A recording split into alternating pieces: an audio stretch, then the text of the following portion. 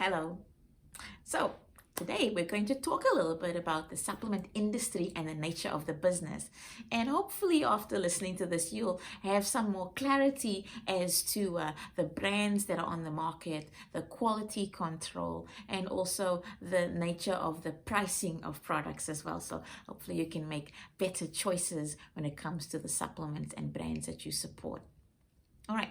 So when I first started working in the supplement industry, which was a month of Sundays ago, perhaps the Stone Ages, it's been a while. I first started because I was most attracted to the idea of helping people, and I found a place where I could be of benefit and of assistance. The brands were smaller, the stores were smaller, but there was more of a family-like supportive atmosphere between brands and between companies. Okay. Now, the nature of the business has changed, which rightly so it should. The supplement industry is a growing concern. And so we are seeing larger and larger businesses. We're seeing bigger and bigger brands. So priorities have changed. Initially, the number one priority was you, the consumer, the client. And we wanted to make sure that whatever we gave you or whatever supplements were manufactured or brought to market were of most benefit to you, the client, right? And that was the number one concern. Now that has changed because of the growth of the business.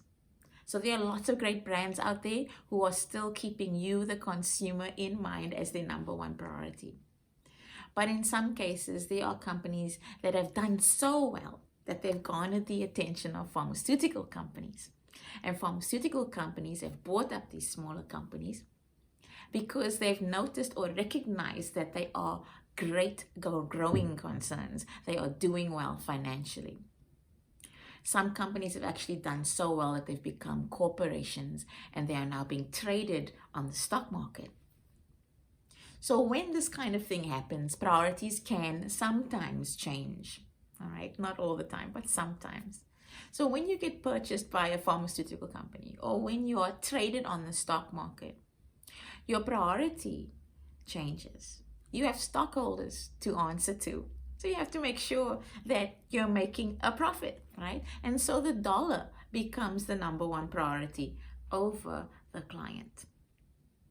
So the choices for the brands or products or ingredients that are being used are being driven more by consumer demand. So in other words, the things that are most popular, not necessarily the things that are most efficacious. Okay, so where am I going with this? Well, for example, my clients will come to me and say, okay, I went to a shop and there was a bottle of vitamin C that was $5 and there was a bottle of vitamin C that was $35. So I looked at it and I'm like, it's vitamin C. Why am I spending $35 when I can just buy a $5 vitamin C? There's no difference, is there? Well, in fact, there is.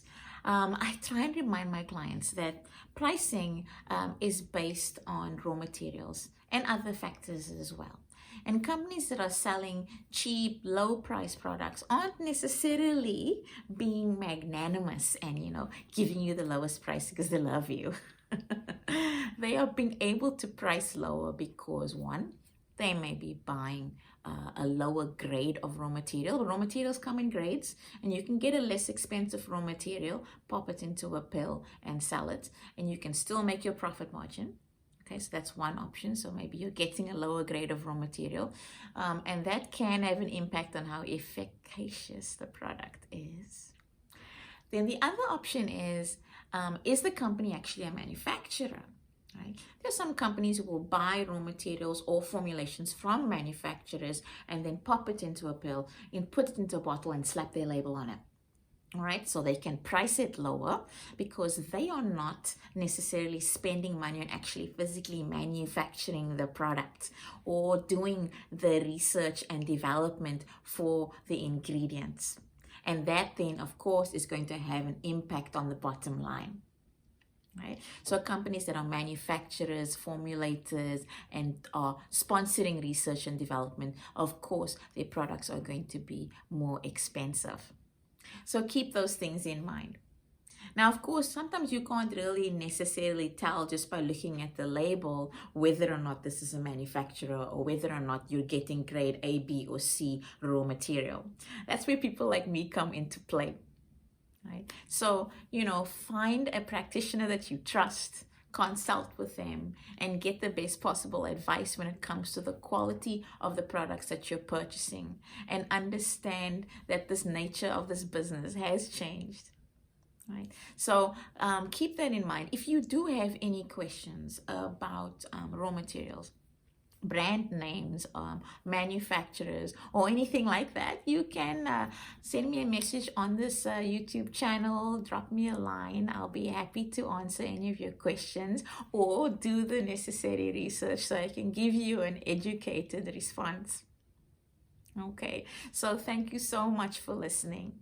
And keep in mind that you need to be mindful of the brands that you purchase so that you can get the best quality and so that you can ultimately get the best result.